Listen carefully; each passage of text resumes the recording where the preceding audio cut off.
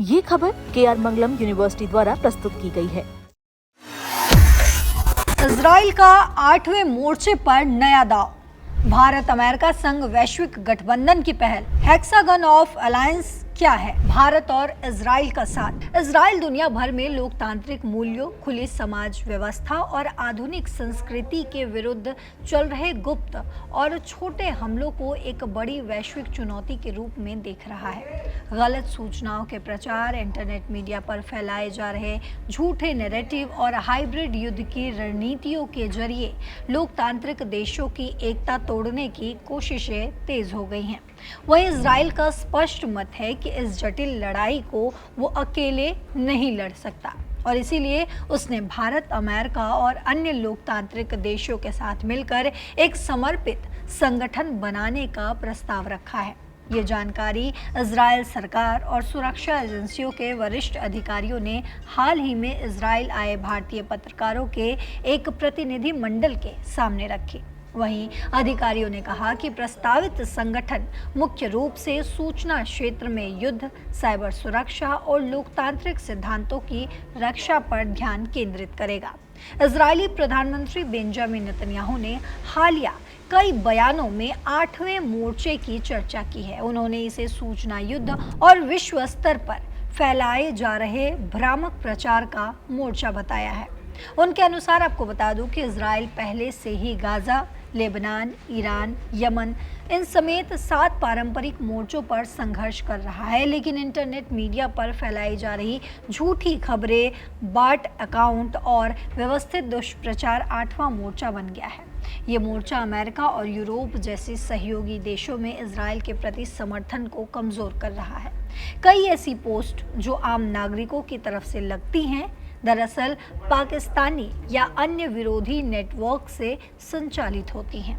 Netanyahu का साफ साफ कहना था, हम 7 मोर्चों पर लड़ सकते हैं, लेकिन ये 8वां मोर्चा हमें बहुत नुकसान पहुंचा रहा है।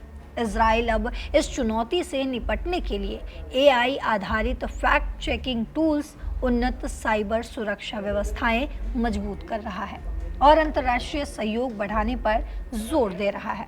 हाल ही में इजरायली टीमों ने कई ऐसे अभियानों का पता लगाया है जिनमें संघर्ष को बढ़ा चढ़ाकर पेश किया जा रहा है और लोकतांत्रिक मूल्यों को पश्चिमी हस्तक्षेप का नाम दिया जा रहा है। भारत सरकार भी घरेलू और वैश्विक स्तर पर गलत सूचनाओं के खतरे को लेकर गहरी चिंता में है। वहीं मई 2025 में हुए ऑपरेशन सिंदूर के समय पाकिस्तान और तुर्की और चीन ने भारत के विरुद्ध सूचना क्षेत्र में भारी हमला बोला था। अफवाहें फैलाई गई थी कि पाकिस्तानी सेना ने भारतीय कार्रवाइयों को रोक दिया और पाकिस्तान विजयी रहा। आज भी इंटरनेट मीडिया पर ऐसी पोस्ट और वीडियो वायरल हो रहे हैं जो ऑपरेशन सिंदूर में पाकिस्तान को सफल बताते हैं, जबकि भारत ने आतंकी ठिकानों पर सटीक हमले कर अपनी क्षमता साबित की थी। भारतीय खुफिया एजेंसियां इन अभियान को लगातार मॉनिटर कर रही है। ये मुख्य रूप से पाकिस्तान की ISI, तुर्की के प्रचार नेटवर्क और चीनी बॉट फार्म्स से जुड़े पाए गए हैं। भारत और इजराइल पहले से साइबर सुरक्षा, खुफिया जानकारी साझा करने और रक्षा प्रौद्योगिकी के क्षेत्र में घनिष्ठ सहयोग कर रहे हैं। दोनों देशों के बीच विशेष सामरिक साझेदारी को और आगे बढ़ाने पर काम चल रहा है।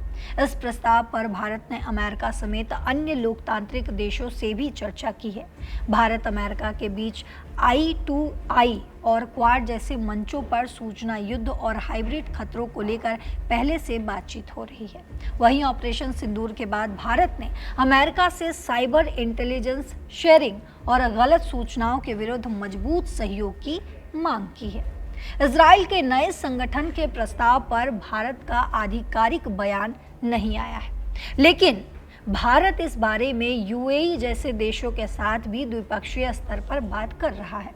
वहीं इजरायली अधिकारियों ने बताया कि नया संगठन सिर्फ सूचना युद्ध तक सीमित नहीं रहेगा।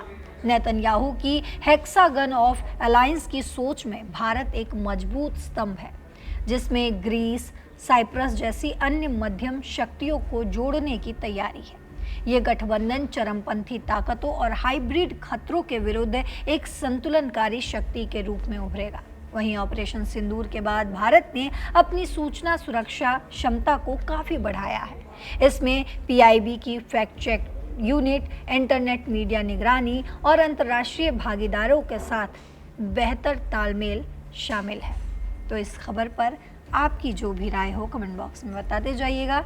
मैं हूं आपके साथ पल्लवी, आप देख रहे हैं दैनिक जागरण। नमस्कार।